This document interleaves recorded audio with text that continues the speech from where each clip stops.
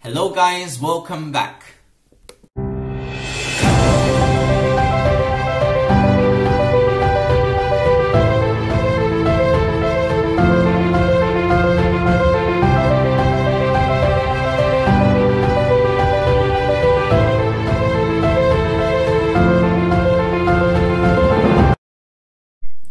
Hello everyone, it's the Blue Jay and I am back with Dust of Dreams. I've read half of this book.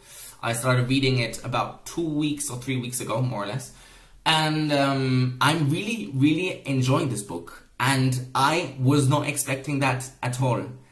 I must say I was very scared before going into this book because I had read so many things online that this book was a slog and that it was very slow, that it didn't have a proper climax. Because it's obviously, as Erikson says at the beginning of the book, it's halfway of this big finale. And I was a bit scared. Well, not scared, but I was just so hyped about this big ending of the Malazan series that I felt like I really didn't want to get bored in the 9th book of the series. And I didn't want to obviously quit. So I was a bit scared, I must say. But I have to confess, this book is really amazing, and one of the reasons why I think I'm really enjoying it is that I'm equally invested in all of the storylines, which, to be honest, it's very strange for me because normally in every Malazan book I feel like there's at least one storyline that I feel I'm not too connected or I find a bit boring just because I can't really connect. I'm not saying it's bad, but I feel like there's some parts which I'm not really keen on. And in this book, I'm invested in all of the storylines, which is really strange, but I'm really enjoying all of these. And I must say also that this book has an amazing characterization. I feel like obviously every book has amazing characterization, but especially in this one, I feel like the personalities of all of these characters, they're so latent, they're so well developed, and I think I just love reading about all of these characters. Even if I think that this book might have a slightly different tone to books like The Bone Hunters or Memories of Ice. They're more a bit philosophical, like Toll the Hounds, but still, I feel like in this book, Erikson manages a very good balance of having, you know, these action scenes, or at least these really tense moments which have absolutely me like hooked into the book, but with also that inner monologues and that exploration of the character, which I'm really enjoying. And so, well, I'm going to talk about my initial impressions of most of these storylines, and I hope you enjoy this video.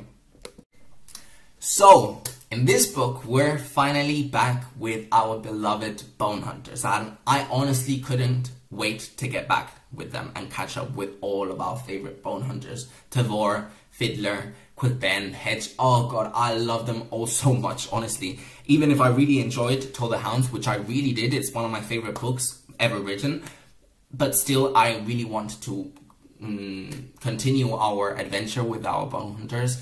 And in this book especially, I'm really digging the relationship between Hedge and Fiddler. I think this is why this series is so good at exploring the theme of death, because even if characters die and they come back to life, their relationships change and people change, and I'm rooting for the way Erikson is exploring all of these complexities of coming back to life, and their relationship, I think, is just so interesting. Especially, I love seeing that comparison that Erikson makes. Not comparison, but I think it's a very good contrast. By the way, Fiddler's relationship between with the Bridge Burners versus the one he has now developed with the Bone Hunters, I think it's just fascinating, and I love getting to know about that. And especially that first scene with everyone trying to catch Fiddler, for him to do the reading of the cards. I think it was amazing, and we didn't know it was him towards the end of the scene, and it was just hilarious. I honestly enjoyed it so much.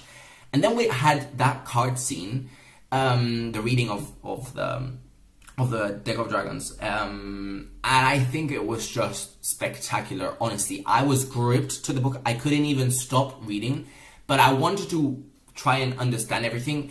Obviously, with the cards and all these kind of things, I get very lost. Sometimes I really forget about the what cards come up and all these kind of things, but I really tried to connect all the pieces. I wrote kind of a mind map to see how all this was gonna play out towards the end of the book, but well, let's see. I really don't know, so I don't know, let's see. But one thing I'm really enjoying is that we're slowly starting to see how Tavor is opening up, and we're getting more of her, which is fantastic. We know that they're gonna head to Kalans together with the Prince Benedict and the Lethari army. And apparently in Kalans, that's where the heart of the crippled god landed, fell a long time ago. But there's also some sort of gate, and there's Fokrul Asail, who we know are trying to deliver justice. I'm not sure if by justice they mean killing humanity, I really don't know. But I really don't know how everything is gonna merge together. I'm a bit lost. But speaking of Fokrul Asail, we've seen also quite a lot of them through Kilmandaros, who was in some sort of underwater Asath with another Fokrul Asail called, what was his name? Knuckles, I think so.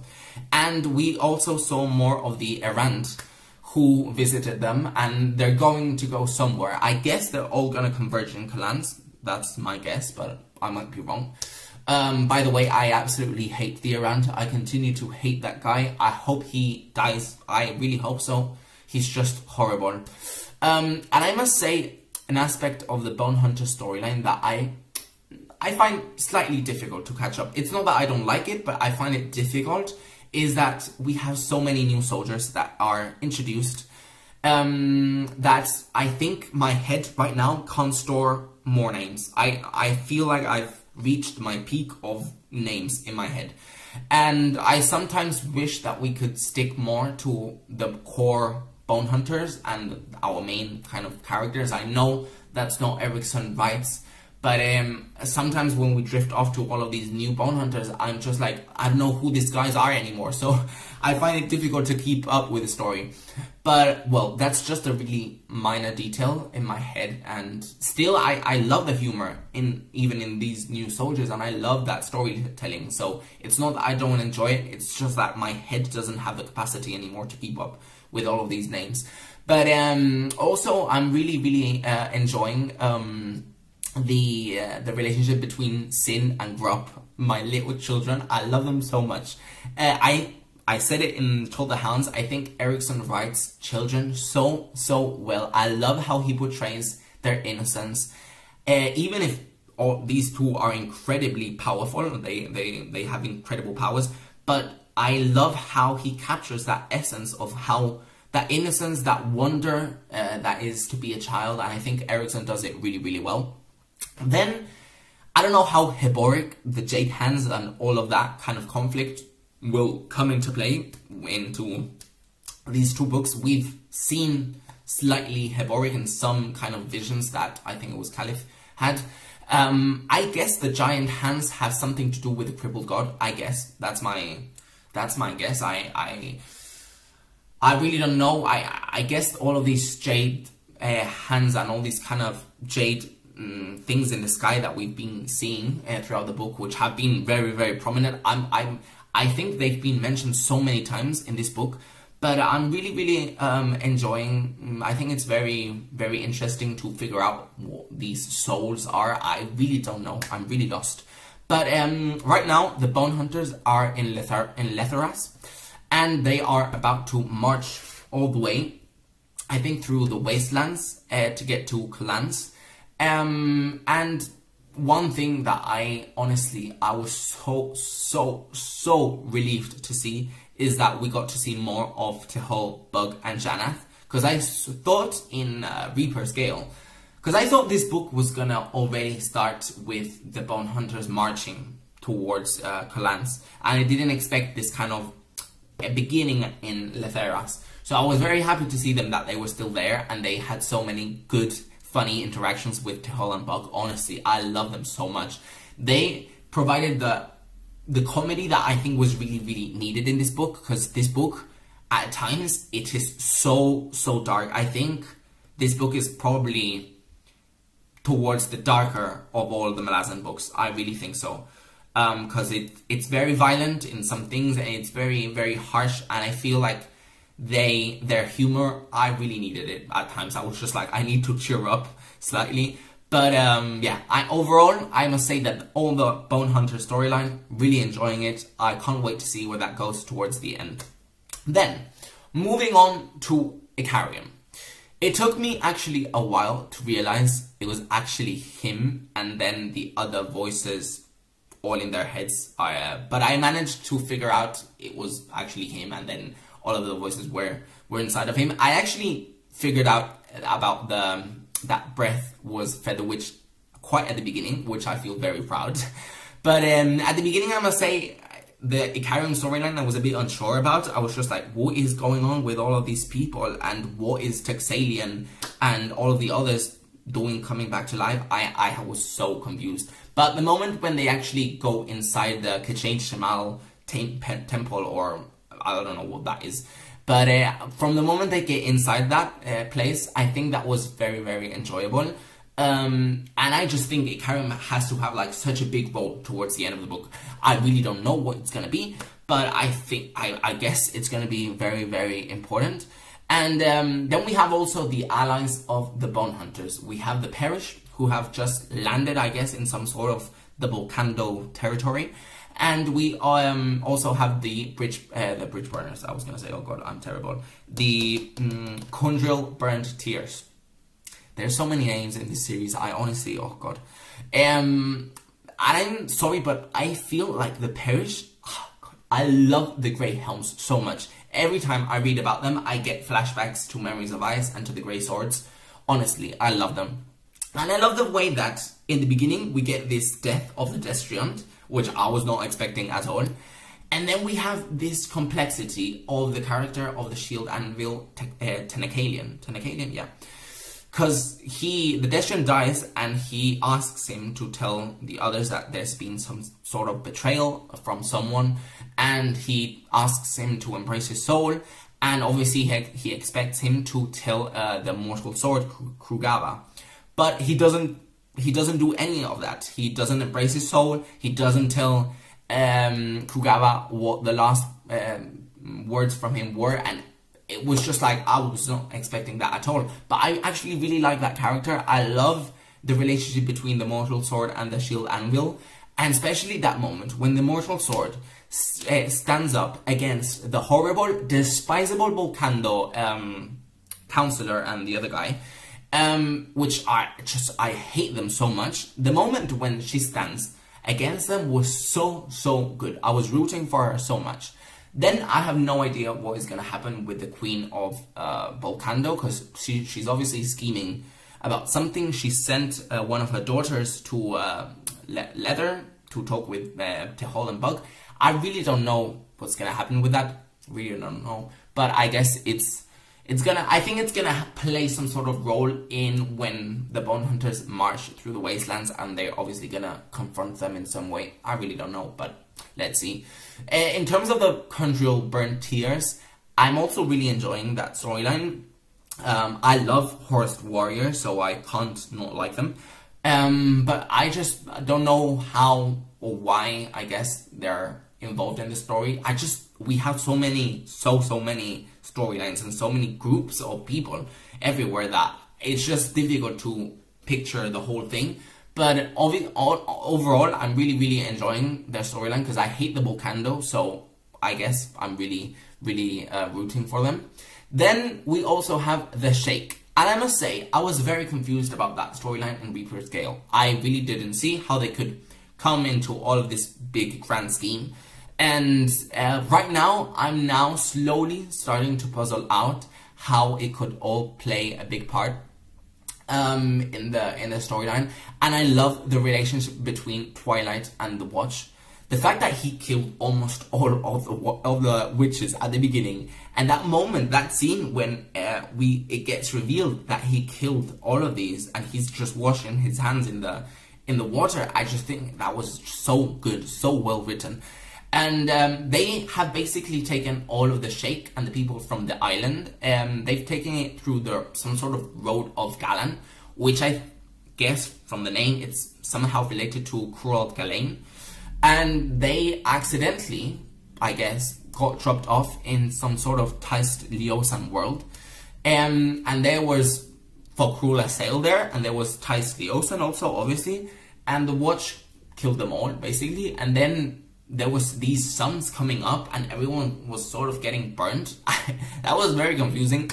But then they leave, and then they sort of got into one of my favorite cities in this world, Carcanas, which I loved. It got introduced in Toll the Hounds, and when I saw that name being mentioned here, I was just like, oh my god, I can't wait to read the Carcanas trilogy. Honestly, I can't wait.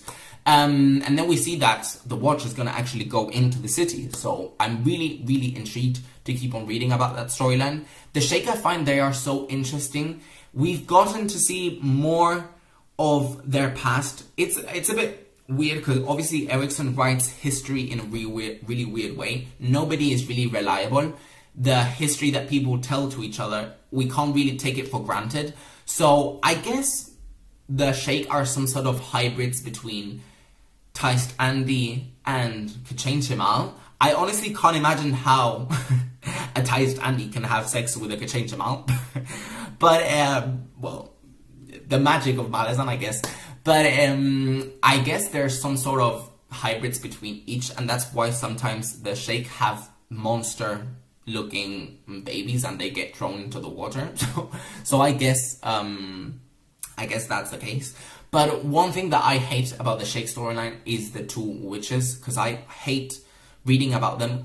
They speak in a really weird way, and I can't ever understand what they're saying. So, well, not enjoying that part, but well, that's just really, really little. So that's okay. And then, moving on to the Barghast.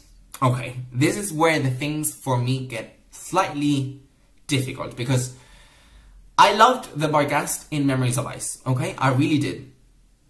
And I think that, except a few details that I will mention now, I find that this race is very interesting. And overall, the fact that Tool was part of the storyline, and Hetan and Torrent, The Last All, and Setok, I think all of these characters made it much better overall. However, and I know a lot of people have talked about this online, and there's many things being mentioned regarding some scenes about the Barghast. I know we're gonna get towards something pretty bad. I haven't really read it yet, because I think it's towards the second half of the book. But apparently there's a big scene in this book that exceeds certain limits, which even for Erikson, it seems like he exceeds these limits. I can probably guess it's somehow related to the Barghast from the scenes we've seen up until now, because it's been quite brutal, many of the things that have been said. Again, I don't think Erikson ever does it for shock purpose, which I think many authors actually do. I think everything Erikson does, it has a hidden purpose, and I think everything has some sort of meaning. And that's why he writes about these things, because this series is about compassion. It's been said many times, but I think Erikson actually is devoted to serving that purpose. So I don't know up until now why these things have been included. I'm trying to figure out why, because I feel like sometimes it's too much. I think it's too much. I think the way women have been portrayed in the Barghast society is a bit off. Sometimes I think that some sort of the physical and the sexual abuse that has been portrayed has been a bit too much, and I can't imagine. I'm a bit scared while I'm getting to the second half, because I hope, I mean, obviously we know what has happened. Tool has died, which I was absolutely destroyed, honestly. I was just like, God, especially the way he dies in order to try to save all of the other Barghast, who didn't even trust him. They didn't believe in him. They were prepared to basically kill him, and still he saved their lives. And the things that he sacrificed, probably, I guess, his family's lives in order to save all of these 100 Barghast. And it's probably a very questionable choice, because obviously I'm just dreading what's going to happen to Hetan and her children.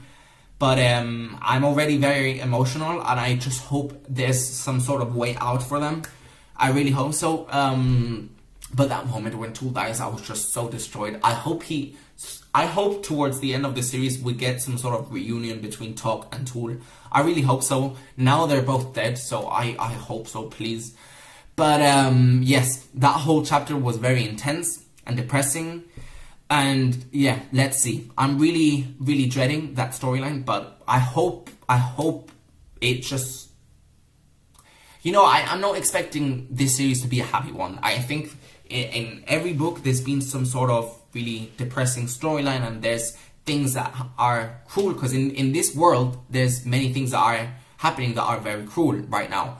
But still, there's some sort of redemption, there's some sort of purpose, and I really hope there is in this case. I hope so.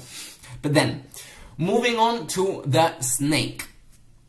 And look, before reading Dust of Dreams, I was terrified about the snake storyline. I had heard it being mentioned so many times in Reddit and in the Discord and in so many places that I had heard so many things about the snake, mostly it being a slog.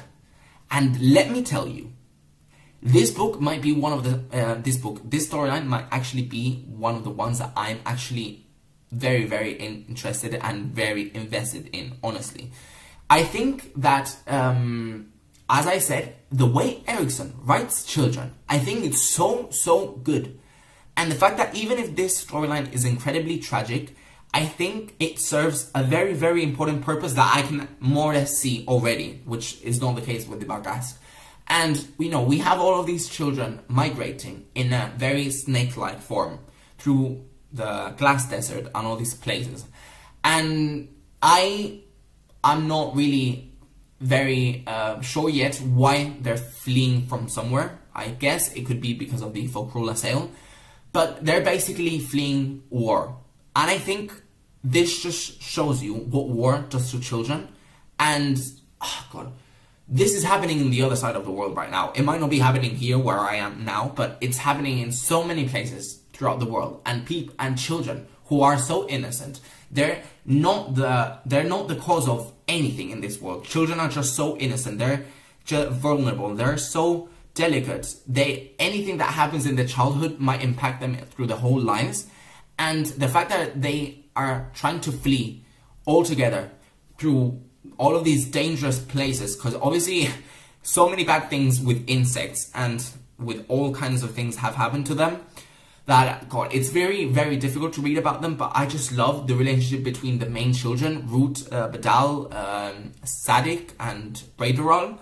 And God, I just love this storyline. I think it's really, really, really interesting. Erikson writes it so well, and I really can't continue to see where it goes, because I'm really, really enjoying it. And then finally, the last storyline that I wanted to talk about, and I left it for the end because it's my absolute favorite for sure. The Kaching storyline. God, I've been waiting 9 whole books to get more into this race, because it's fascinating. I think everyone is in love with the Kaching. Everyone loves dinosaurs with swords. And here we are, and we got it from the very beginning in the prologue with Caliph going into Ampelas Rooted, which is this sort of temple or house for the Kaching. And it's carved in the form of a dragon, which I find is so cool.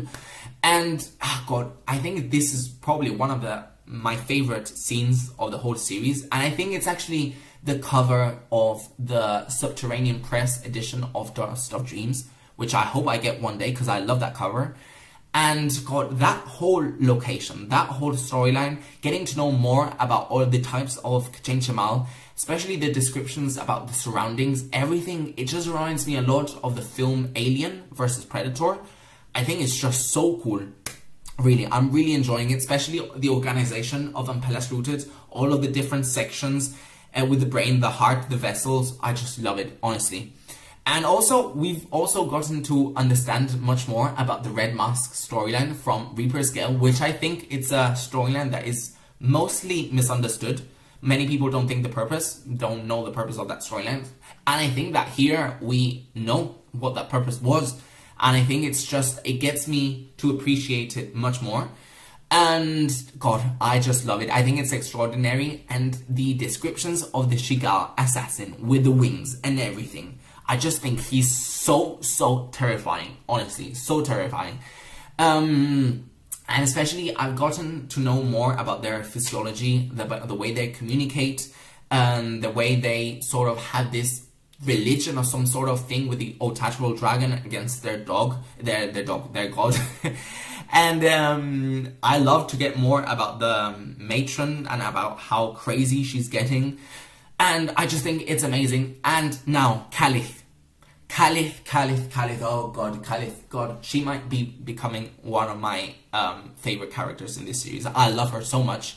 I love the way that she has embarked in this mission to find a human mortal sword and a shield anvil for the Kaching Chamomile. I just think it's really cool. Every time I turn the page and I see it's going to be about her and the Kaching Chamomile, I'm just so happy because I find that storyline amazing. And she has finally taken control and decided to lead them on this mission, and I can't wait to continue reading, honestly. So overall, I must say, guys, this book is amazing. If you're gonna start Dust of Dreams soon, well, I hope you haven't seen this video if you're gonna start Dust of Dreams soon, but if you're gonna start it soon, don't come with misconceptions from the internet about Dust of Dreams. I think it's an incredible book. I'm really enjoying it a lot, and I think this might be towards the top part of my rankings of the Malazan books. I still have the ending to read, and I think it's not going to have a typical climax of any Malazan book because it's obviously only the first half of the big finale. So I think the big climax is going to be in the Crippled God. But still, I feel like even if the book doesn't have a big climax, I think I'm going to still enjoy it a lot. And I still think that many of the storylines, they have such really good characterization, and I'm just really enjoying it overall. So guys, I hope you have liked this video. Please click like or comment if you want to tell me something about this book. How did you enjoy it? Did you find it a slog? Did you enjoy it as much as me? And yeah, just tell me what you feel about it. So thank you so much, and I hope to see you in the next video. Bye.